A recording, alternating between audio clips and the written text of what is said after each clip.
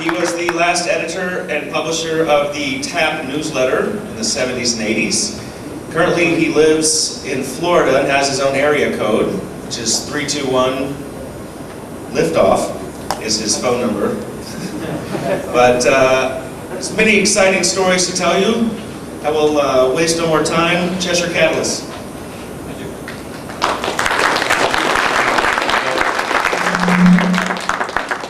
The way I do tell the story is that the 321 area code came about because I asked for it.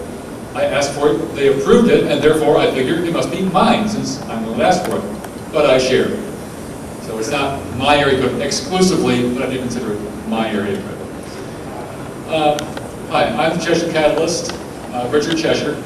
I do have a website, CheshireCatalyst.com. If you then put /H2K2 /direct.htm in all caps, you will find the notes for this particular lecture. And let's see, let's tab around so we find Netscape. And I have done the Alt-View and increase font so that it can be legible in the big room here with my notes, which is going to go through. So anyone on the internet who's just catching the audio of this will also be able to follow along with their web browser. It was written in Notepad, my favorite HTML editor. Thank you. And because it's HTML, it can be read in any browser. I happen to like that.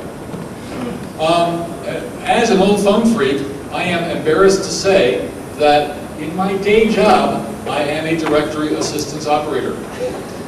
I work for a third-party company that is hired by a large IXC, an inter-exchange carrier, whom I do not wish to identify.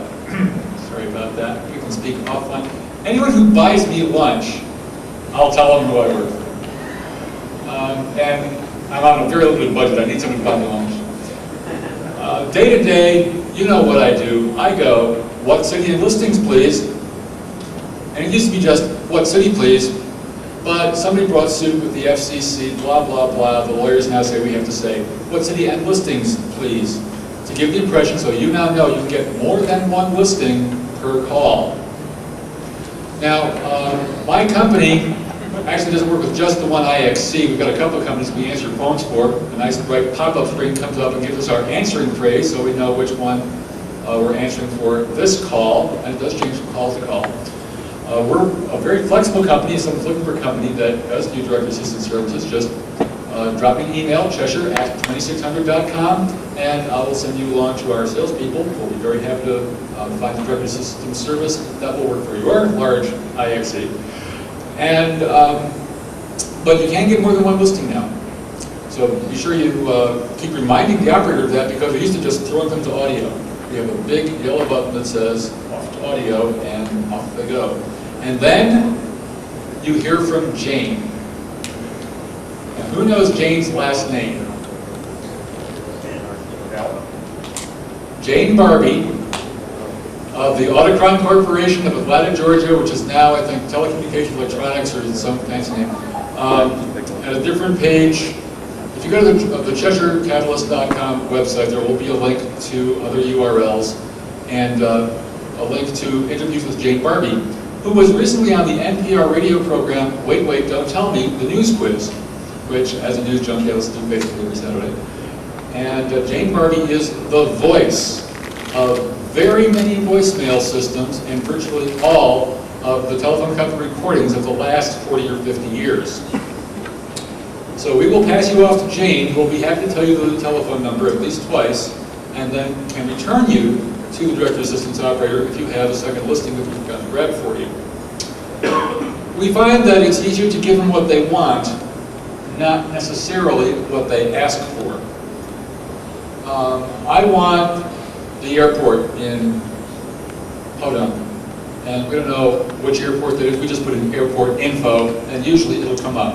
Sometimes we have to search a lot for it, and it would be very nice if airport managers would put in the word airport as part of their listing and a special number for info, so that we poor directory assistance operators can find the listing. This is the major message of my talk today. I'm not really talking to this audience, but to the internet audience, who I hope will be the corporate telecom managers, so they can figure out from my talk how they should list their company so that I and my 600 best friends in my call center alone can find them. And there are many other call centers around the nation. So we give them what they want, not necessarily what they ask for. They want a hospital. Well, if you don't tell me you want patient information, I'm going to give you the main switchboard number who will route you to patient information. But if I have to stop and ask you, that's going to run up my time. ACHT, average call handling time. This is what we're rated on. And in my company, it's about to be what we get paid on as well. There is much grumbling in my company, but the floggings will continue until morale improves. So it's going to be the way of the world fairly shortly. But ACHT, average call handling time, the quicker we can find your number and throw you to Jane, the smaller our average call handling time will be, and the more calls we can take per hour. And that improves our productivity, etc. And we can take more calls and hopefully get more money because we get paid per call. Another thing is when they ask for a hotel, and I have 3 or 4 hotels in town. They want a Comfort Inn in Denver, for example. Well, I've got 3 or 4 Comfort Inns in Denver. Would you like the toll-free number? Perhaps they could help you. And if I can throw it to Jane with the toll-free number, that means we have to go on the list of the 3 different hotels in the Denver area and waste my time. And I can reduce my ACHT. Now, another thing I want to do with this talk is give messages to others. For example, Christmas Day. We handle a lot of calls. Now, coming up to Christmas, we have a lot of calls that eat our time because they want the addresses. Yes, we are required to give you addresses if we have them. Now, in rural small towns like Podunk, it might be just, Jack Smith, Podunk, and there's no address given. But many times, we'll just say Highway 3, or whatever. We'll give you what we've got, but we just haven't always got it. A lot of times people don't want to list their addresses. They don't want their address in the phone book. And we only get what's in the phone book. When you go to get a new listing put in, when you move, when you call the telephone company, they take the information for the phone directory at that time. If you want extra listings, give them. If you want John and Jane Smith, tell them, and you may actually wind up with, with us, some telephone companies enter it one way, some another. We'll sometimes get 2 listings with John Jane Smith, and then we'll get Jane John Smith. We'll show up twice. But this way, when they ask for Jane, we're looking for Jane at that point. We're looking at the front of the first name field.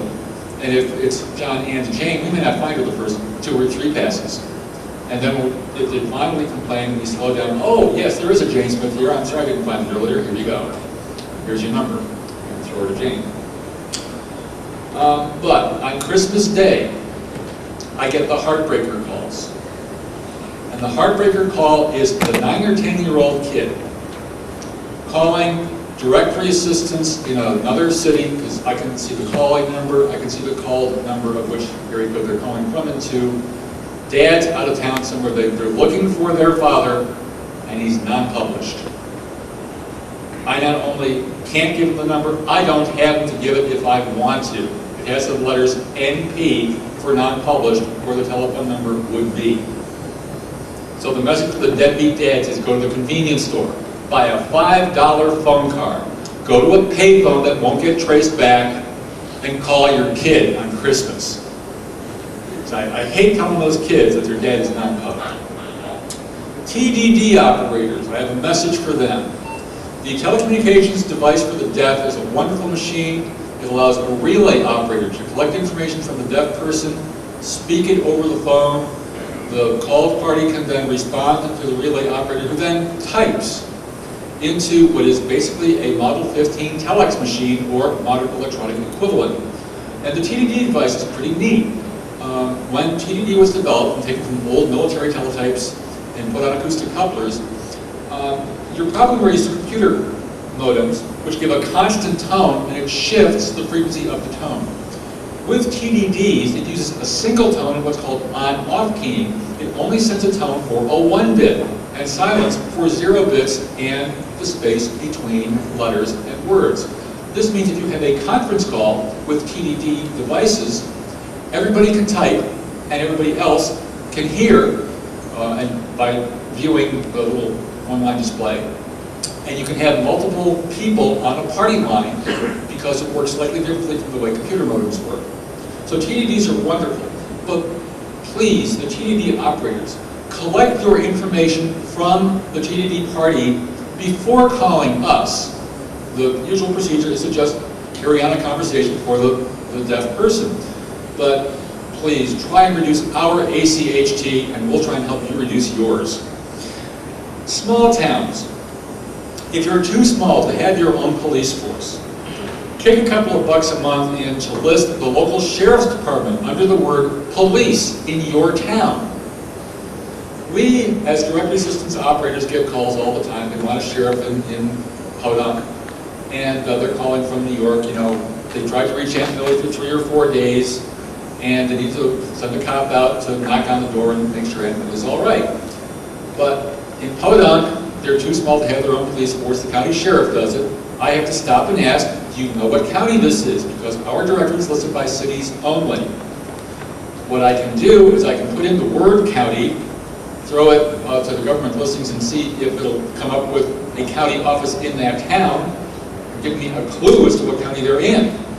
But that's because I'm a nice guy and I'll waste that kind of time, and my associate next to me may not, and just, I'm sorry, I need that information, thank you, click.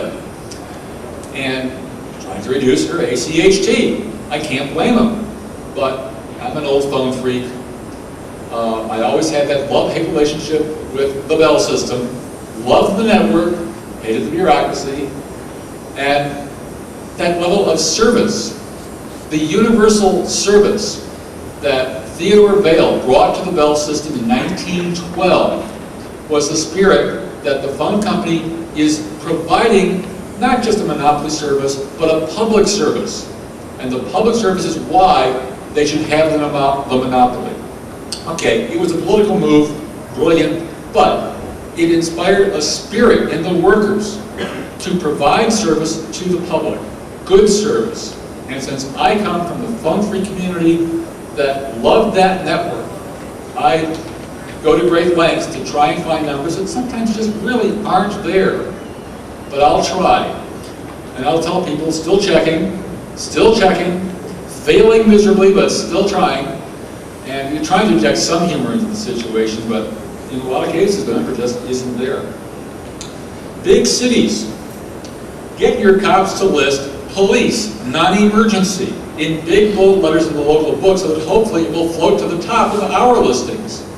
It needs to be at the top of your big city police department listings in the phone book, because that's the only way it migrates into the directories of the long-distance carriers, the IXCs, the inter-exchange carriers.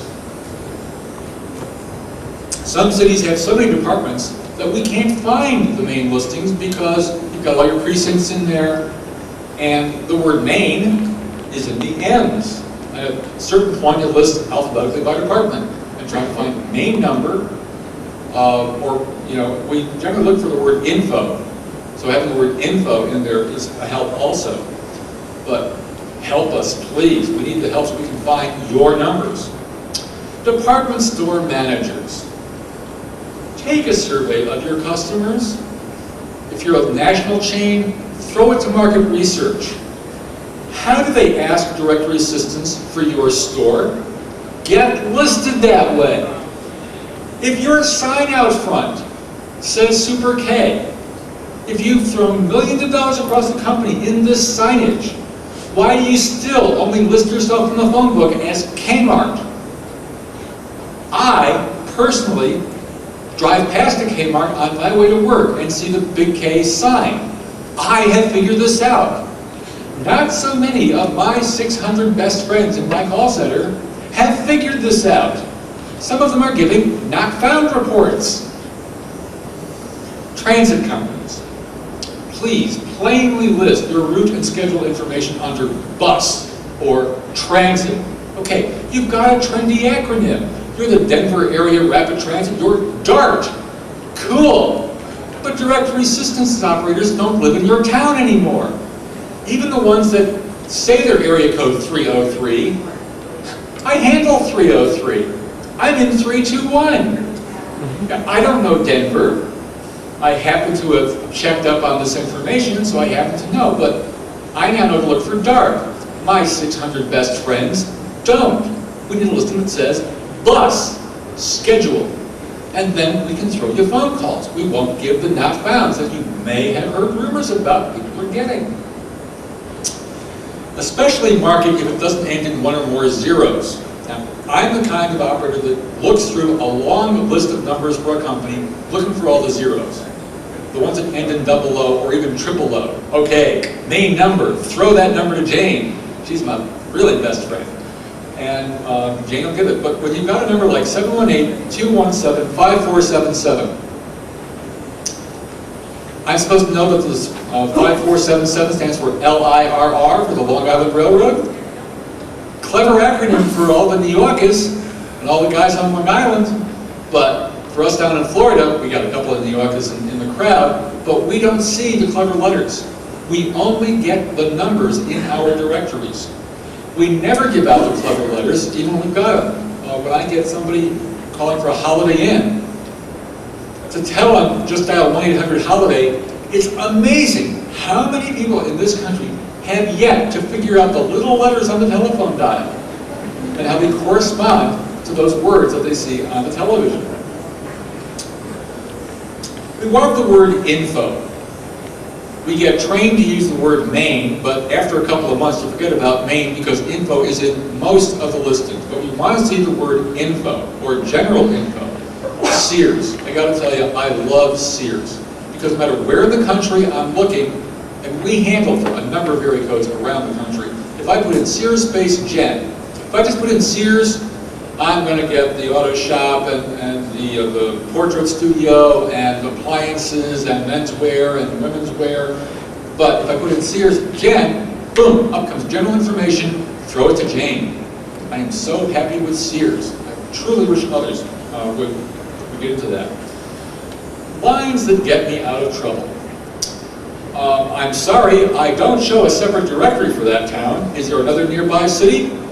Okay, Podunk is too small. Their numbers are blended in with Roanoke next door. And Roanoke I can find. Actually, our regions, when we hit that expand location button, spread out into very large areas.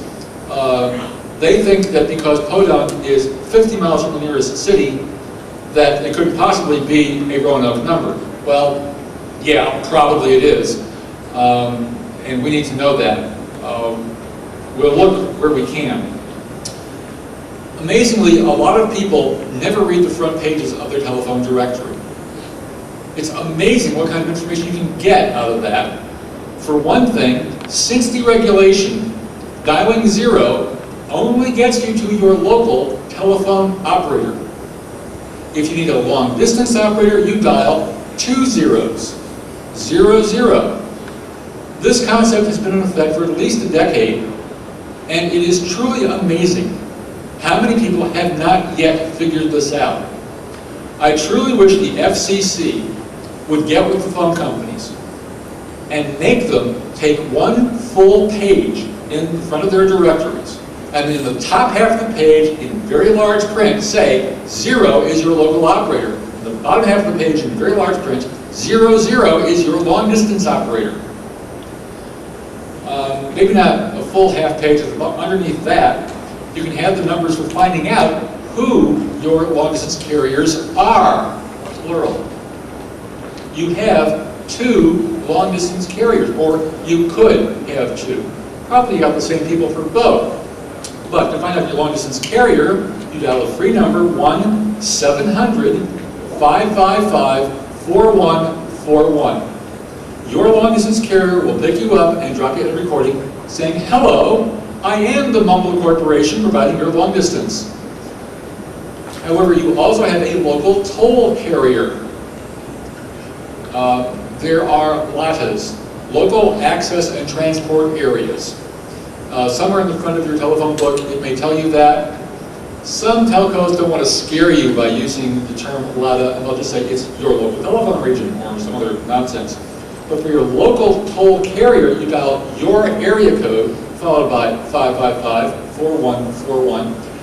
You may get the same recording. You may get a different recording from a different company. And this is the company providing long-distance service, but within your LATA. It's within state, and it's basically everything that's not a toll call, or no, excuse me, not a local call, but does not go outside of your LATA.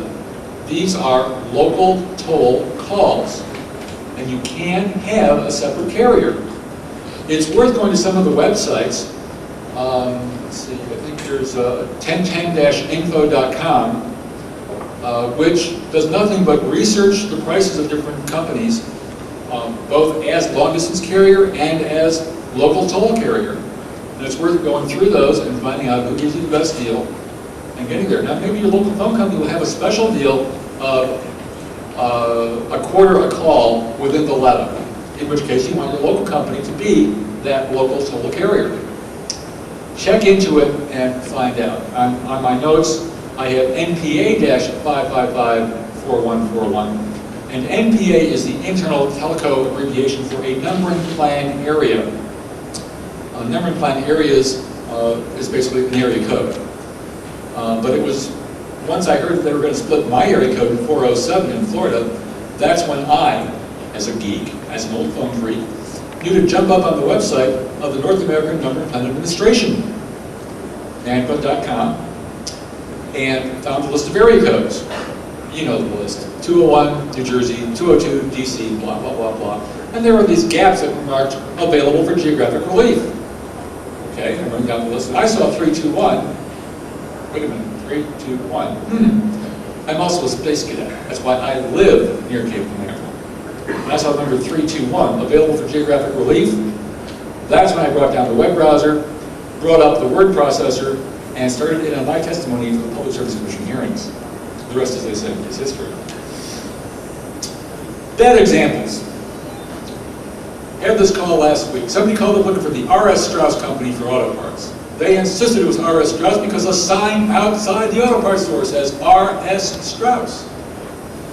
Sure enough, it was listed as simply Strauss Auto Parts. But because they insisted on the R.S., I kept looking for it as R.S. Strauss. I gave them a not found report. So you got to do that market research.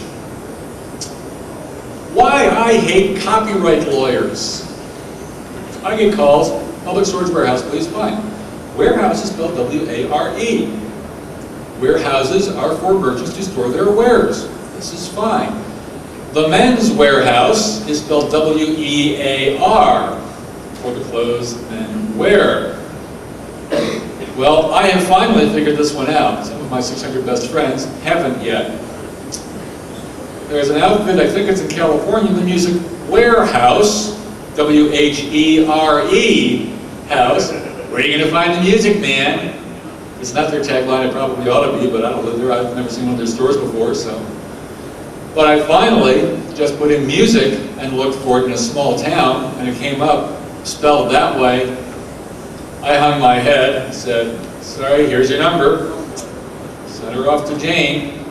And now I know how to spell warehouse for the Music Warehouse. But I hate copyright lawyers. Telcos are among my worst cases. First off, Verizon Wireless has a listing in every small town, podunk, and everywhere else. And in those places where Verizon is the local telephone company, trying to get past the Verizon wireless listings is a pain in the butt. You try and look for Verizon customer service, you try Verizon consumer, and Verizon's in so many different states, and they're all listed in so many different ways, can't keep track. And what I go through trying to find a Verizon number to give to people to just get new service. It's atrocious. The telcos themselves are their own worst enemies. Southern Bell. Down in Florida, we have a number, 780-BELL. 780-3255. Well, that only works from within Florida. Furthermore, it only works from within your area code. You've got to put your area code in front of it if you have 10-digit dialing. Put another area code in front of it, you won't get there. It's a special exchange. The 780 exchange is special and will transport you magically to where they have their call center, probably Atlanta, because that's where they'll simply based. They may have local call centers they'll switch off to during the day. I don't know. But the thing is that if somebody up in the Rust Belt can't reach Aunt Millie or wants to pay Aunt Millie's bill for her because she's too weak to be able to cut a check, trying to find them a phone number they can reach from out of state is again a pain in the butt. You generally can't find one. We try. Some of us, me, try like hell, but we still can't find them a good one.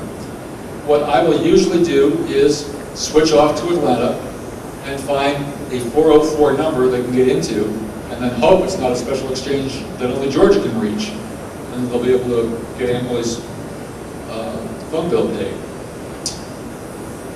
When you get a new area code yourself, tell people. If you have elderly relatives, don't tell them they changed the area code. Tell them you have a whole new phone number, and the phone number is, and give the area code and phone number. The calls I get after a changeover, it's, oh, they changed the area code. Yeah, but that was 2 years ago, Gramps. And you've got to get the word out to people. Companies, put your new area code on your trucks. You think your truck doesn't travel outside your area code? Put your area code on your building signs. The new one. We've got billboards in Florida. It's been 3 years now. They still say 407 on an obvious Cocoa exchange or an obvious Melbourne exchange. They're driving trucks from Melbourne to Orlando with the 407 area code on the truck, and of course, anybody seeing the number on the truck wants to call and get that service is not going to be able to reach the company because they're going to get a Jane telling them, I'm sorry, the number you have dialed is not currently in service, or it's another error message. They won't get there. Put area codes on your signs even if you don't have 10-digit dialing. If some tourist comes through and sees your truck and jots down your phone number and then goes home, golly, I wonder which area code in that state they're in. If the area code is part of the phone number they jotted down, they'll be able to reach you. Would be useful. Restaurants. When you list a restaurant, please put the word restaurant in your listing. You know, just Chez Charles. Sounds so chic. But when I get a call, I want to take a restaurant on Dwight Street. I don't know, it's French. Yeah, just give me a clue. If it's an ethnic restaurant, give me the ethnicity. Yeah, Mexican restaurant. There's a Mexican restaurant on 4th. I can put in Mex, restaurant, I can hit a keyword button, and if those two words come up, and 4th Street, I can give the listing. What I can't do is quote a Yellow Pages search. By FCC tariff, so I'm told, I am not allowed to do a Yellow Pages business category search. City listings, please. In Roanoke, I want a florist, any florist. Well, a lot of florists have gotten wise and will actually list themselves as Roanoke florist. They are my godsend because if they give me the 2 keywords in their request, I can throw them that number. Some people with toll-free FTD numbers or something are catching on, and if I see a bunch of toll-free numbers of, let's say, Roanoke florist, I'll look for the local number because what they're trying to do is save a couple of bucks. and call a local florist and just give them their MasterCard over the phone, rather than the FTD, which will charge them also for the fax, the local florist, which is what they should be doing, but that's another story. I'll try and find that local number that says Roanoke Florist and throw on that one to drain. But please, if you have some identifier of what type of business you are, put it in the listing so that when they call, we can find it. As I say, do the market research, run a survey of your customers. How do they ask for you in the directory? Get listed that way. It's not that hard. How do you do that? Go to your local telephone company. Tell them, I'd like an extra listing, please. A couple of bucks a month. You'll get more phone calls that way because we can find you in the directory. People are very lazy. They don't want to look up the phone book anymore. Can't find the phone book anymore. Or they've been sent it out to the outhouse to use because the Sears doesn't publish a catalog anymore. You never know. But the trick is that that's how you get listed, not only in the directory, but with directory assistance. That database is processed and migrated up the food chain from the local carriers to the inter-exchange carriers, and that's when we get it. That's when we get access to it. Radio stations. Are you KISS 105 FM, or are you WXYZ? Well, WXYZ is Detroit. That's where the Lone Ranger came from. But the idea is, don't list just your call letters, list your frequency, list your logo, being a KISS FM or whatever. Or we've got one in Florida called the Hit Kicker, a country station. Be sure you spell that one right. And but list these things in the phone book. If that's all you're saying constantly all day is the Hit Kicker, 102.7 FM, then put those things in your listing. If you then only have it as WKCB for your call letters, and you're not making those call letters evident to your listeners, that's not what they're doing. If you're only doing it once at the top of the hour per the FCC spec, then that's not enough. 5 times an hour, you're telling them you're the Hit Kicker. Make that the listing, or get an extra listing so that we can find you and help your listeners reach you. That's the purpose of directory assistance, to help the caller reach the called party when they don't know the number. You've got to help us. TV stations as well. Not only list your call letters, list your channel number, put the letters TV in there, so we can use that as a keyword, and your network affiliation, Fox, ABC, NBC, CBS, whatever. Because that's what people are asking. I want the Fox station in Roanoke. Yeah, okay. And maybe we can find it if you put those keywords in your listing. In the past couple of weeks, I actually went looking for a standards organization. I figure if I can catch this at the data entry point, maybe I can help my job, because believe me, I submit changes to the database department almost every day. They hate me in there. But it's because I want to try and get the database cleaned up. That's only our small part of the database at our company that handles, for the IXC we work for in a couple of other places. But it's not going to help every other directory assistance operator out there. It occurred, I sat down to think about it while preparing this talk, that I need to reach the standards agency that handles directory assistance topics. And I think I found the Alliance for Telecommunications Industries Solutions. They have an order and billing subcommittee, which below that has the local services ordering and provisioning committee. And that's where directory assistance standards live. I just called the guy a couple weeks ago and spoke with him, or just actually I got in touch last week with him, and then left on vacation to come here and give the talk. So I will be getting with the standards committee and pass along these points to them, hopefully get it to the telcos, so that when they do data entry, some of these keywords can be put into listings to help us, the grunts with the headsets, who are trying to help their customers reach the parties they want to reach. With luck, we can do that. Hopefully, I don't know how soon, but we'll try and make it better. And that's pretty much the end of my topic, but I had one friend of mine who dropped me an email and suggested that I add in the talk a bit about telemarketers. A couple of words you should say to a telemarketer when they call you. Oh, I'd love to talk with you. Can you hold on just a minute, please? When you hear the incessant beep, beep, beep, beep of a phone off the hook, you'll then know it's time to go replace the telephone handset on the cradle. Thank you very much. Everybody have any questions? You have a mic? Yes. You mentioned contacting your local company if you want to get listed. What about people who claim that their number is still improperly listed from an older list? Can they call the same local company or a different party? Okay, the question was,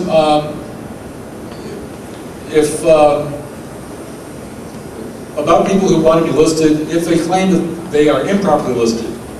Yes, we get those calls. I pass them on to a supervisor who's supposed to jot them down on a form and submit them. But I do tell them to call their local telephone company, because that's where it all starts. That's where a directory listing starts, is at the local phone company, and works its way up the food chain to the IXCs and long distance companies. Yeah. Now, why when there are chat lines that have out of the United States area codes, and it's not listed where they are, except they have those chat lines in Philadelphia and also in the state of Virginia. Kids call for those. We're talking about little kids because they think that they're going to go on and chat. Okay. Managers have reported that, operators have reported it, and years later it's still in there. When are they going to get rid of it? Why don't they? Because I'm sure. Okay, the question is that there are chat lines with out-of-the-country area codes that are listed in the directories. Is that it? And the parents get the bills. Yeah. That's a case where that company actually pays to have the numbers listed. And particularly in Yellow Pages, because what's the Yellow Page company do, but it sells advertising. It is fraud from a number of standpoints, yes, but that needs to be taken up at other levels. That's not a directory assistance problem per se. When they call directory assistance asking for those, I would look at where they ask me, because they're looking for chat lines in Philadelphia, although these things are listed in the Philadelphia book, but then go offshore. They're not in the Philadelphia directory. I give them a not found report, because of course I can't find them in the Philadelphia directory. Well, no, I search for them. Well, I don't know that that's what he's looking for. See, I'm at a call center. I don't know what is in Philadelphia, and so I'm only responding to the customer's request. He's requesting a chat line in Philadelphia. I have none. Not found. Question? More questions? Yeah, can you comment on cell phone directory assistance? Well, I don't know that cell phone directory assistance will come. When I get a call and they want somebody's cell phone, I simply tell them we do not have cell phones in our directory at this time. The thing being that people get charged for receiving calls. So the question is, does the person want to be listed? Now, there are some numbers in my directory that do come up and it will say mobile phone. And some taxi companies. It's just a one-man operation. The guy has a cell phone in his cab with him and he takes calls. He pays to have his directory listed because he wants to receive calls. He wants to be found in a directory, especially from directory assistance. But for the average cell phone user, it burns up your minutes. And the theory is that you will give your cell phone number to anyone that you want to have it. Yes? You're talking about the 321 area code. My sister actually lives in that area code. I thought, that's really cool, because they will remember that. Thank you. Yeah, it was referred to as one of the first vanity area codes, the area code 321. The gentleman saying that his sister actually lives in the 321 area code and thought it was cool that the countdown capital of the world would have area code 321. And that was the whole idea when I took the Public Service Commission. And one of the commissioners suggested that was just the kind of sugarcoating they'd love to put on that kind of problem people were going to have with changing their area code. And so he went for it. And as a matter of fact, he was then the chairman of the commission at the time of the cutover. Yeah, it's pretty cool. And, however, it was not the first vanity area code. The first vanity area code was again Florida. And the Florida Public Service Commission just requested the number quietly, got it, and so the Miami overlay is 786, which spells sun. And some of the local motels down there would then get a funny word, some letter word, and son visit FLA or whatever. And had a good time. Oh, and in, I think it's Lexington, is it, where they have the 859 area code? That spells UKY for University of Kentucky. So I think they got it from the 321 once we got it out of 321 at the area codes. And NANPA is pissed. The North American Number Plan Administration hates the concept of vanity area codes. And I'm so pleased with just a little bit. As a matter of fact, it was interesting, after the Public Service Commission hearing, the chairman came up to me. The chairman of the commission came up to me and she told me that they had gone to NANPA and had requested such a list as I had provided in my testimony, and they had been told it was proprietary. So she was very thankful for my testimony, very appreciative, and thanked me profusely for providing me with the information. I think she then went back to NANPA, read them a new one, and got us the number. As I say, there are notes that will be up on the internet at CheshireCatalyst.com. I'm also the fellow that does the post-con webpage with links to all the newspaper articles and photos.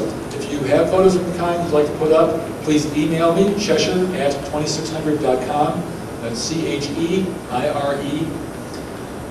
Cheshire@2600.com, and I'll set up the link. If you go to CheshireCatalyst.com/H2K/, you'll find the page I did for the last convention. Many of the photograph links still work, many of the newspaper article links do not, but some of them still do. And I'd appreciate any help in getting together newspaper articles and photographs of the convention. There will also be, there's a talk I'm planning on giving in the third track at some point with internet links on telecommunications. And that's up there at CheshireCatalyst.com/H2K2/telecom.htm.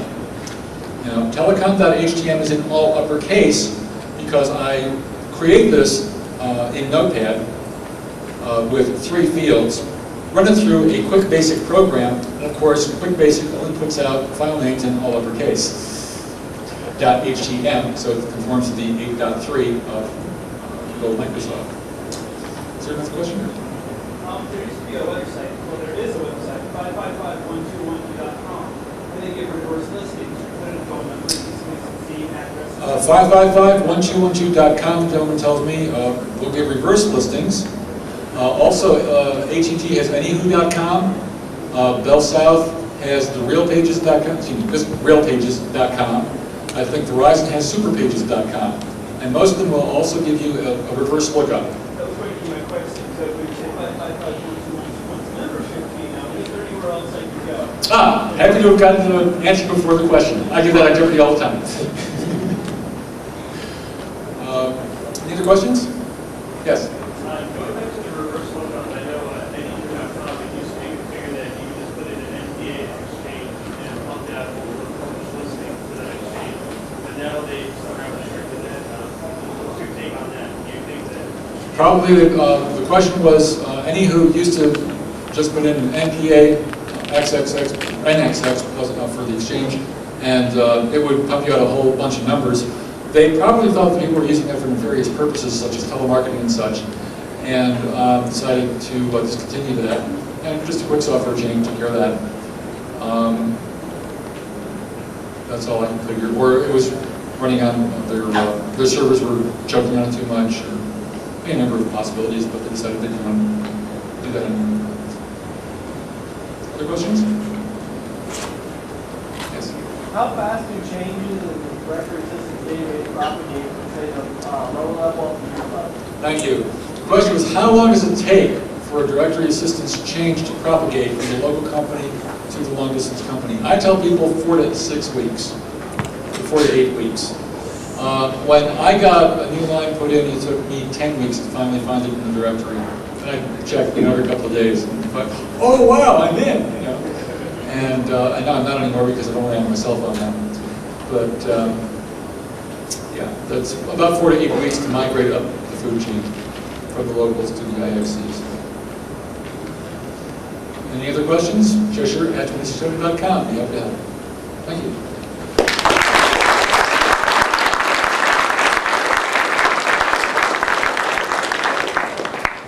I would like to say that I have books for sale on floppy or CD-ROM for $15.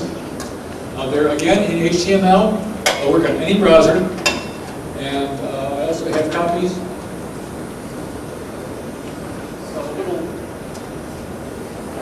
newsletter I publish called Space Launch Info, which I sell to the tourists in Titusville on launch day. As I said, I live on the Space Coast because I like to watch things go up, and I like to share the knowledge.